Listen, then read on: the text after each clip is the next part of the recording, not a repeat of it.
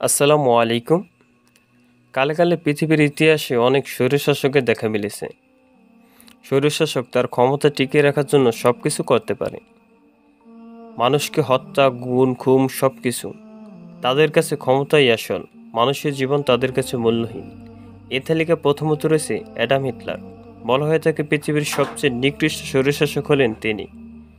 পেশিবাদের জনক হিটলারের রাজ্য জয় ও বর্ণবাদী আগ্রাসনের কারণে জীবন দিতে হয় লক্ষ লক্ষ মানুষের। ৬০ লক্ষ ইহুদিকে পরিকল্পনা অনুযায়ী হত্যা করা হয়। ইহুদি নিধনের এই ঘটনাকে ইতিহাসে কাজ নামে পরিচিত। ১৯৪৫ সালে দ্বিতীয় বিশ্বযুদ্ধের সময় হিটলার বার্লিনেই ছিলেন। তিনি তার মৃত্যুর আগে তার প্রেমিকা ইভা বাউকে বিয়ে করেন। বিয়ের পর ২৪ ঘন্টা হওয়ার আগেই তিনি একটি বাংকারে আত্মহত্যা করেন। এ তালিকা ২ নম্বরে রয়েছে ফ্রান্সের নেপোলিয়ন। বিশাল সাম্রাজ্যের বিস্তার ছিল তার, মাদ্রিদ থেকে মস্কো পর্যন্ত। ফ্রান্স সহ প্রায় পৃথিবীর অর্ধেক অংশই তার সাম্রাজ্যের অধীনে ছিল, কিন্তু একটা সময় ক্ষুদ্র ক্ষুদ্র আক্রমণের কারণেই তার পরাজিত বরণ করতে হয়। এই তালিকায় ৩ নম্বর রয়েছে ইরাকের সাদ্দাম হোসেন। সংখ্যাগরিষ্ঠ সিয়াম মুসলমানদের উপর অমানবিক অত্যাচার করেন তিনি। ক্ষমতায় থাকেন দীর্ঘদিন। পরে আমেরিকার সাথে বিবাদে জড়ালে তাদের সাথে তিনি পরাজিত হন। পরবর্তীতে ইরাকের একটি আইন অনুসারে তাকে ফাঁসি দেওয়া হয়। এই তালিকা ৪ নম্বর রয়েছেন মোহাম্মদ গাদ্দাফি। জনপ্রিয় ব্রাদারলি লিডার হওয়ার পরও তিনি ছিলেন মূলত একনায়ক। দীর্ঘ ৪২ বছর লিবিয়াকে একাই শাসন করেন। জীবনের শেষ দিকে সর্বশেষ বিদ্রোহীরা তার আল আজিজিয়া প্রাসাদ দখল করে নেন।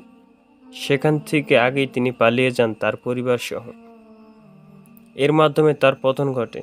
তার অনুসারীরা লড়াই চালিয়ে থাকেন। সর্বশেষ তার জন্মশহর সির্তে অভিযান চালান। সেই অভিযানে গুলিবিদ্ধ হন গাদ্দাফি। ধারণা করা হয় তার পতনের জন্য তার কাছের লোকেরাই দায়ী ছিলেন। তালিকার ৫ নম্বরে হলেন হোসনি মোবারক। যিনি ছিলেন মিশরের শাসক। দীর্ঘদিন মিশরকে তিনি শাসন করেন। বর্তমান মিশরের অস্থিরতার জন্য তাকেই দায়ী করা হয়।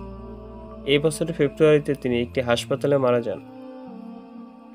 এই তালিকা ৬ নম্বরে রয়েছেন হোসাইন মোহাম্মদ এরশাদ।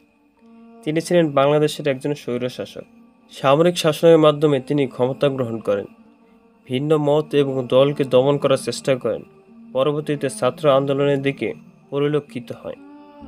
আওয়ামী লীগ এবং বিএনপির যৌথ অভিযানের মাধ্যমে তিনি তার ক্ষমতা হারান। এ তালিকার ৭ নম্বরে রয়েছে শেখ হাসিনা।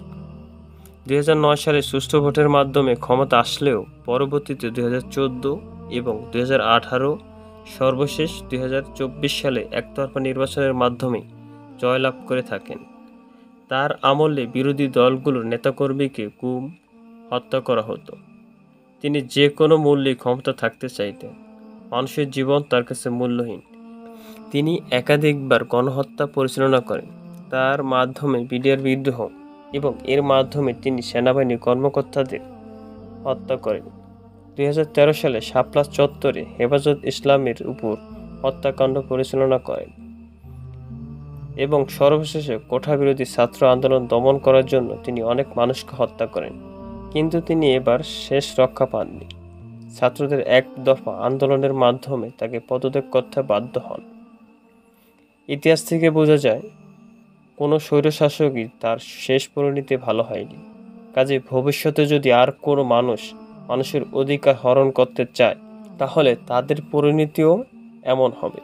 কোনো স্বৈরশাসকই তাদের পরিণতি ভালো হবে না। এটাই বাস্তব, এটাই সত্য। এই হচ্ছে আজকের ভিডিও। অবশ্যই কমেন্ট করে জানিয়ে দিবেন ভিডিওটা কেমন হলো, আর অবশ্যই লাইক দিবেন, ভিডিওটাকে শেয়ার করুন, সাবস্ক্রাইব করুন। সকলে আমাদের পাশে থাকুন, আমাদের এগিয়ে যেতে সাহায্য করুন। সকলে ভালো থাকুন, সুস্থ থাকুন। আল্লাহ হাফেজ।